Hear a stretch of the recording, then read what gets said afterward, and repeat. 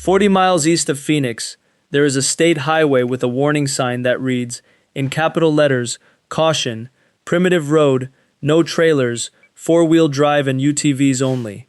It is a numbered Arizona State Route 88, and for a stretch of several miles it is dirt, one vehicle wide in places, clinging to the wall of a canyon in the Superstition Mountains above a drop that runs hundreds of feet down to Fish Creek. The centerpiece of that stretch is a descent called Fish Creek Hill, which falls roughly 1,000 feet in about a mile and a half on a grade approaching 10%, on gravel, around blind curves, with cliffs on one side and air on the other. Before it closed in 2019, an average of 232 vehicles a day drove it. Most of them were ordinary tourists in ordinary cars whose brakes had never been asked a serious question in their lives, and Fish Creek Hill asks a serious question. This road is called the Apache Trail, and it exists for a reason that has nothing to do with tourism.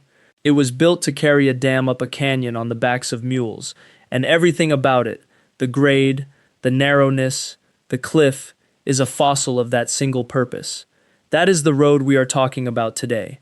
To understand it, you have to go back to 1903, when Phoenix was a farm town of a few thousand people, living or dying by the Salt River, a river that flooded one year and vanished the next. The federal government, under the brand new Reclamation Act, chose a spot deep in the mountains where Tonto Creek meets the Salt and decided to build there the largest masonry dam in the world. There was one problem, and it was total. No road reached the site. So before the dam could rise, a road had to be carved, 60-odd miles from Mesa through the Superstitions to the dam site, and between 1903 and 1905 crews of about 400 laborers, many of them Apache men, working with hand tools and black powder along paths their people had traveled for generations, cut it into the canyon walls. The road cost roughly $500,000, real money in 1905, and the name it eventually took honored the men who built it. Then came the freight, 20 mule teams, wagons of cement and machinery, stagecoaches of workers and supplies, all of it grinding up and down grades that were laid out for animals walking at 2 miles an hour, not machines descending at 40. Theodore Roosevelt Dam was completed in 1911, 280 feet of hand-laid stone, and the former president came in person to dedicate it that March. Roosevelt is said to have declared that the Apache Trail combined the grandeur of the Alps, the glory of the Rockies, and the magnificence of the Grand Canyon, and then added an indefinable something none of them possessed. He was doing publicity. He was also not wrong, and here is the turn that decided everything after. When the dam was finished, the Hall Road did not close. It became an attraction. The Southern Pacific promoted it. Motorists came. By 1922, the corridor carried the Apache Trail name officially, and by 1927, the state hung the number 88 on it, making a mule road into a state highway without meaningfully changing the mule road. Pavement eventually crept east from Apache Junction past Canyon Lake to Tortilla Flat, a former stagecoach stop with a saloon, a post office, and a permanent population of 6, the last town standing from the construction era. But east of Tortilla Flat, the pavement simply stops, and the 20th century stops with it. The road narrows, turns to graded dirt, and arrives at the lip of Fish Creek Hill, where the canyon opens beneath you and the road tips over the edge. Understand what a 10% grade on gravel means, because the arithmetic is different from asphalt. Brakes convert speed into heat. Gravel converts braking into sliding. Lock a wheel on dirt and you are not slowing, you are steering a sled. The old advice on Fish Creek Hill has not changed in 100 years. Low gear, engine braking, crawl. Uphill traffic has the right of way, which means a descending driver meeting a climbing one may have to reverse along the cliff edge to the nearest wide spot, backing a vehicle uphill on loose rock with a canyon in the mirrors. Families in rented sedans did this, by the hundreds, every week for decades, mostly without incident, because the road enforces a humility that faster roads never ask for. Mostly. Vehicles have gone over. The superstitions have been collecting the careless since the mining days, when a German prospector named Jacob Waltz died in 1891, whispering about a gold mine that thousands have searched for since, some of them fatally, the lost Dutchman legend that gave these mountains their reputation for swallowing people. The mountains did not need a legend. They had the road, and then, in the summer of 2019, the mountains demonstrated who had merely been tolerating whom. In June, a human-caused wildfire called the Woodbury Fire burned for a month across the Superstition Wilderness, consuming almost 124,000 acres of the Tonto National Forest, stripping the slopes above the Apache Trail down to rock and ash. Fire in this country is only the first act.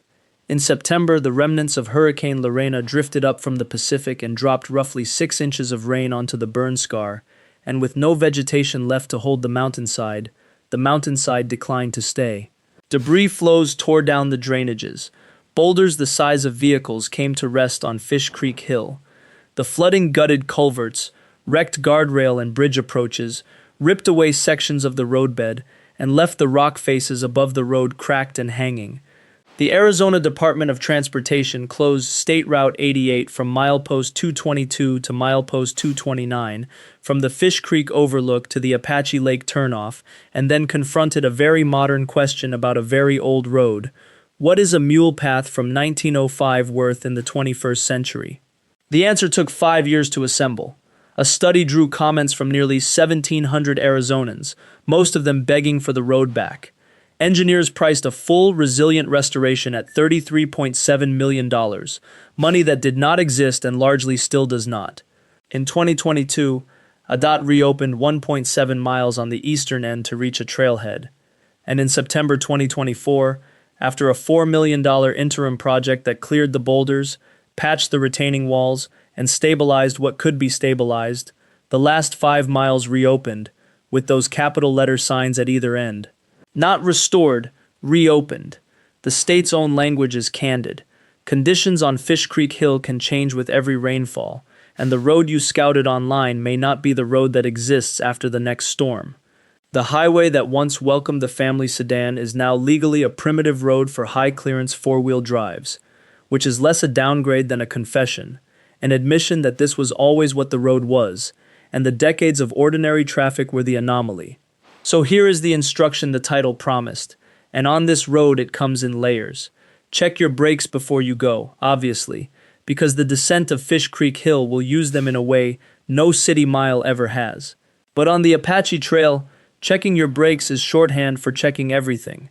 Your tires, your spare, your fuel, your water, because there are no services in the canyon, your clearance, because the legal minimum is now a real minimum, and your weather forecast, because rain on the 2019 burn scar still moves rock, and the road can close behind you as easily as in front of you. Go slowly, yield uphill, do not take a trailer, which is now illegal there anyway, and do not take your pride, which has never survived the hill in good condition, and then go, because what waits out there justifies all of it. The road runs above Canyon Lake where the cliffs come straight out of blue-green water, through Tortilla Flat where you can drink at a bar with saddles for stools, over the top at Fish Creek where the view drops away in folded red rock, past Apache Lake lying in its trench of stone, and finally to the great stair-stepped face of Roosevelt Dam, the reason for everything, still holding back the Salt River more than a century after the mules hauled it up this road piece by piece. Phoenix exists at its present scale because of the water behind that wall. 5 million people in a desert valley, air conditioning and swimming pools and suburbs to the horizon, all of it downstream of a road that most of those 5 million have never driven and could not now legally drive in the cars they own. Think about that for a moment. The road built the dam built the city, and the city outgrew the road so completely that the road has been left behind as a kind of heirloom, too beloved to abandon, too expensive to truly fix, patched for $4 million while the real repair waits for $33 million that may never come. In the meantime, the superstitions keep their own schedule. Somewhere above Fish Creek Hill, on slopes the Woodbury Fire scraped bare, the next loose boulder is sitting out the dry season, waiting for rain, and the road below it, one lane of graded dirt hanging on a canyon wall, waits too, the way it has since 1905, patient, beautiful, and entirely unconvinced that it owes anybody an easy trip down.